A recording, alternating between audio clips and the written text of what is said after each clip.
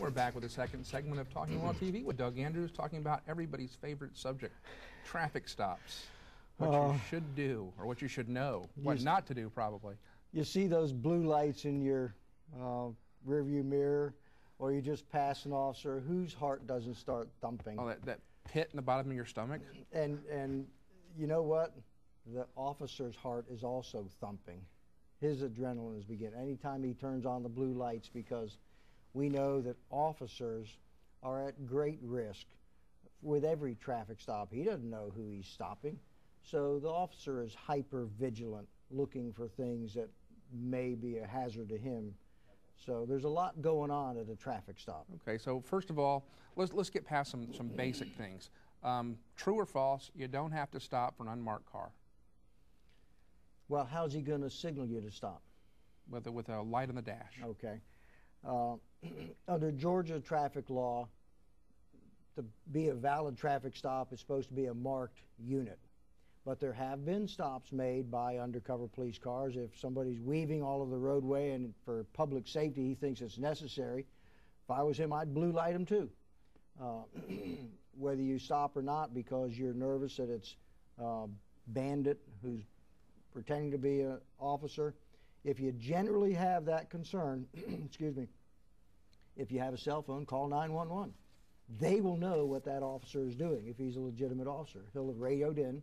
They'll have him on GPS. They'll know where he is. You could say where you are, and they'll say, yep, that's an officer right behind you. Okay. Now, looking for a well-lit place, good idea, bad idea? Well, I think it's a reasonable position to take, that I was looking for a safe place to stop. The longer you delay pulling over, the faster that officer's heart is going to be beating, and the more he's going to be concerned that you're doing something to get ready for him or you've got something to hide. So pull off at your earliest reasonable opportunity. I can tell you that most times the officers are going to wait to blue light you when they think it's safe for you to pull over, because you're pulling over, they have to also. So show me a cop who chooses a bad area to stop in, I'll show you a stupid cop. So usually they will pick an area that they feel comfortable pulling off the side of the road also. But I've had a number of cases where the officer will charge him with failure to obey a traffic control device, meaning the police car, and the driver kept driving for half a mile, 3/4 of a mile, and they claim they were looking for a safe place, and the officer will say, well, there were 6 parking lots he went by. Sometimes a person's just trying to get home, and it's a low-speed failure to obey. Yeah, it's not a fleeing to elude. I think Al Cowlings did one of those. But there are occasions where that makes the officers very nervous. If you go too far, the officer is going to make a felony stop on you. You know what that means? I would imagine it involves bullets. Open doors, snatch person out, throw them on the ground. Guns drawn. Wow. They don't know what's going on, so they're going to be worried about their safety. Okay, you look up in your mirror, you've found a safe place to pull over, and you see that. What should you do now, and what should you not be doing?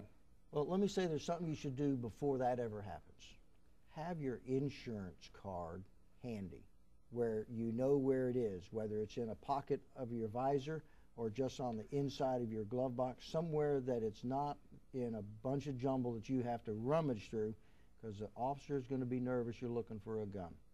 So have that handy. In Georgia, you don't have to show registration.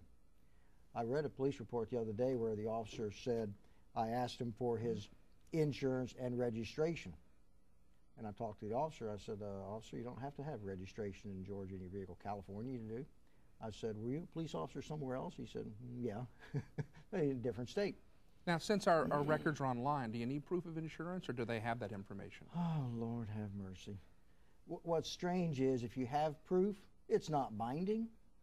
The cop runs your vehicle identification number through dispatch. Dispatch looks in the official online database, and if you're not there, I don't care if you got 10 insurance cards, you're going to get charged with no proof of insurance, because the card isn't going to save you. You have to have it in the system. And what's further strange is you have no direct ability to affect it being in the system. Your insurance company has to do it.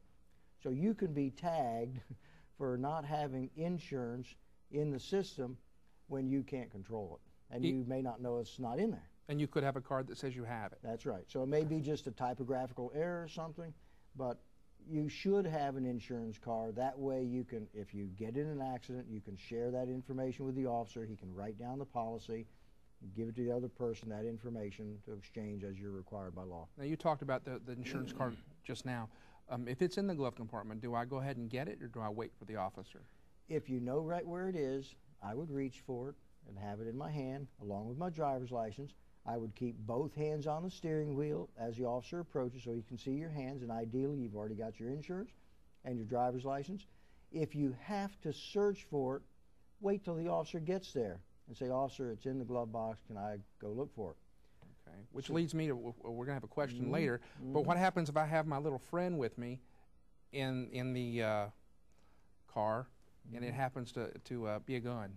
Maybe it's in my glove box. And you certainly are allowed by law to have that firearm in your glove box with or without a pistol license. You can carry the pistol in your glove box. If you have it, just tell the officer, "Officer, I have a firearm." Or if it's down the side pocket, tell them. They will be less nervous. I wouldn't reach for it and say, "Here, you want to see it?"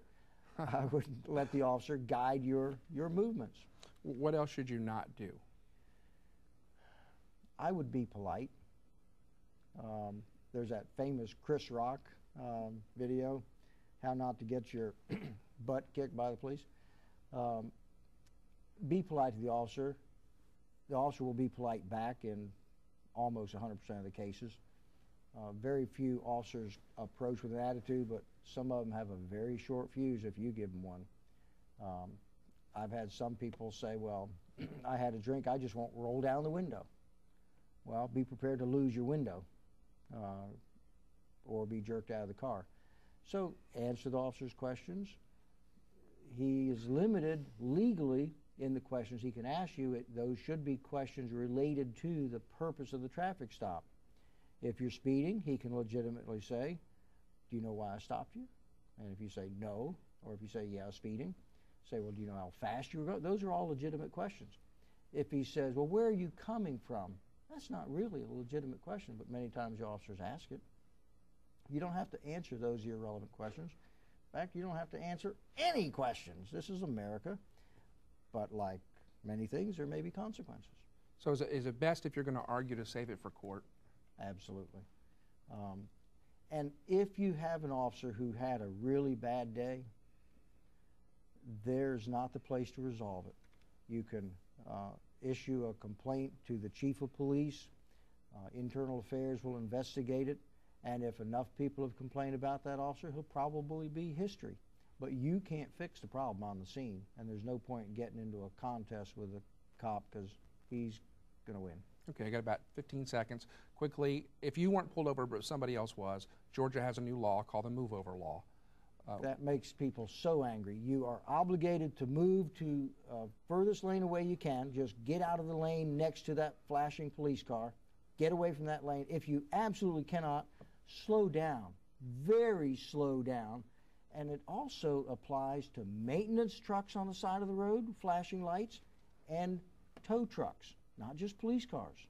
So in these construction zones, if you see workers, you better move over, or those could be the next folks that get targeted for a stop. Okay, if you get nabbed, you know who to call. Doug Andrews. You can reach him through our website, talkinglawtv.com, or through the toll-free number 888-2037-LAW. We'll be back with Chatham County Commission Chairman Pete Lakakis right after this.